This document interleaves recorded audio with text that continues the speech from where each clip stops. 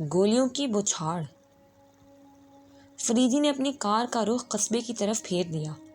اب وہ نواب صاحب کے فیملی ڈاکٹر سے ملنا چاہتا تھا۔ ڈاکٹر توصیف ایک معمر آدمی تھا۔ اس سے قبل وہ سول سرجن تھا۔ پینشن لینے کے بعد اس نے اپنے آبائی مکان میں رہنا شروع کر دیا تھا جو راج روپ نگر میں واقع تھا۔ اس کا شمار قصبے کے ذی عزت اور دولت مند لوگوں میں ہوتا تھا۔ فریدو کو اس کی جائے رہائش معلوم کرنے میں کوئی دقت نہ ہوئی۔ ڈاکٹر توصیف انسپکٹر فریدی کو شاید پہچانتا تھا، اس لیے وہ اس کی غیر متوقع آمد سے کچھ گھبرا سا گیا۔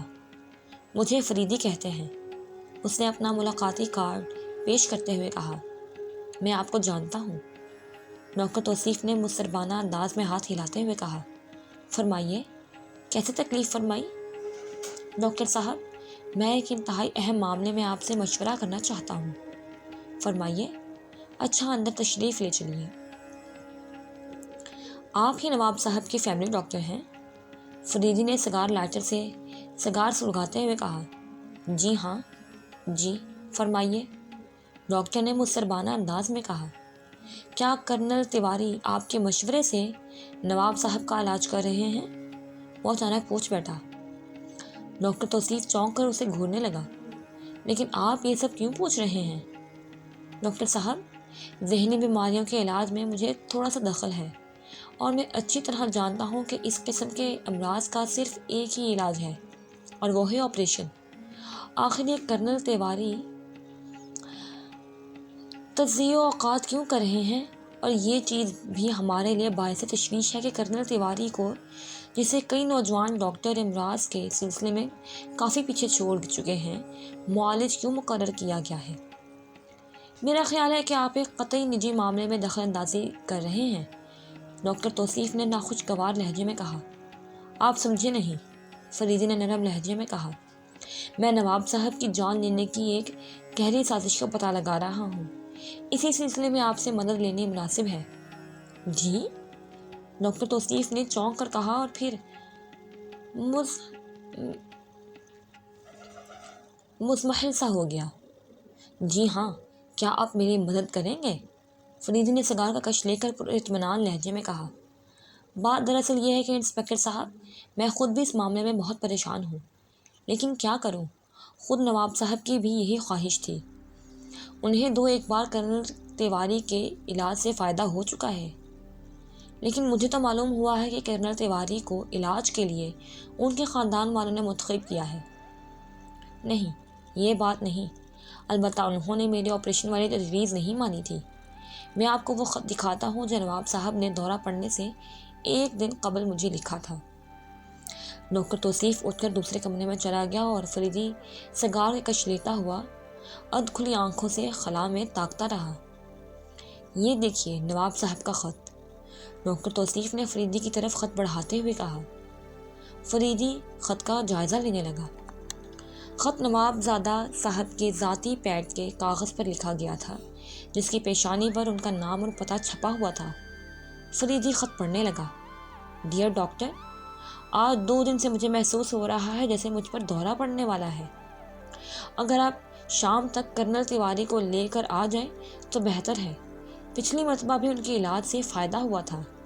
مجھے اطلاع ملی ہے کہ کرنل تیواری آج کل بہت مشغول ہیں، لیکن مجھے امید ہے کہ آپ انہیں لے کر ہی آئیں گے۔ آپ کا وجاہت مرزا۔ ڈاکٹر صاحب، کیا آپ کو یقین ہے کہ یہ خط نواب صاحب ہی کے ہاتھ کا لکھا ہوا ہے؟ فریدی نے خط پڑھ کر کہا۔ اتنا ہی یقین ہے کہ جتنا اس وقت میں آپ سے گفتگو کر رہا ہوں، میں نواب صاحب کا انداز تحریر لاکھوں میں پہچان سکتا ہوں۔ فریدی نے کچھ سوچتے ہوئے کہا۔ لیکن ڈاکٹر صاحب، ذرا اس پر غور کیجیے۔ کیا آپ نے کبھی اتنی چوڑائی رکھنے والے کاغذ کا اتنا چھوٹا پیڈ بھی دیکھا ہے؟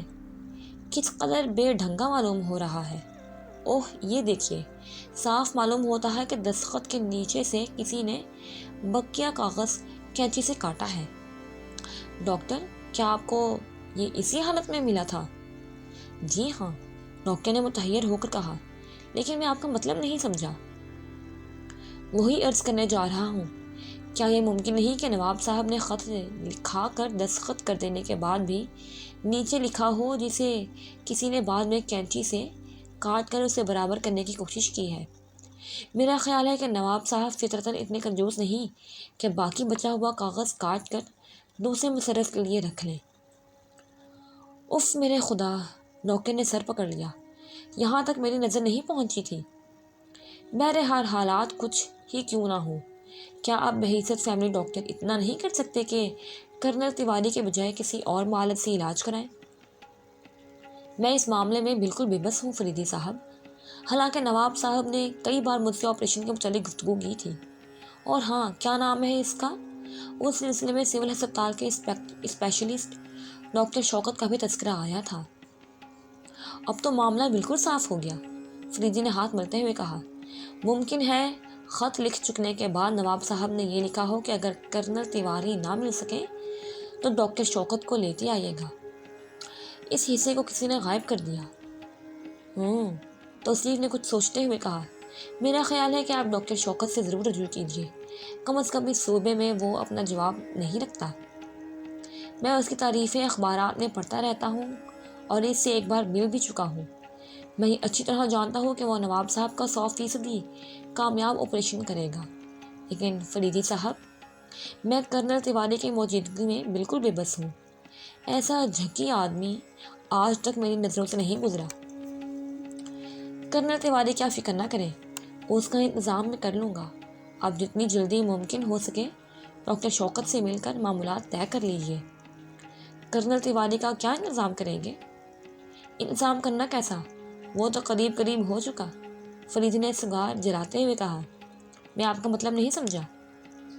3 دن کے بعد کرنل تیواری کا یہاں سے تبادلہ ہو جائے گا۔ اوپر سے حکم آ گیا ہے۔ مجھے باوسلوک ذرائع سے خبر ملی ہے، لیکن خود کرنل تیواری کو ابھی تک اس کا علم نہیں۔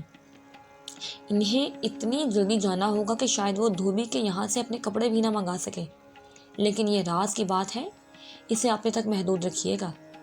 ارے، یہ بھی کوئی کہنے کی بات ہے، ڈاکٹر توصیف نے کہا۔ اچھا تو اب میں چلوں؟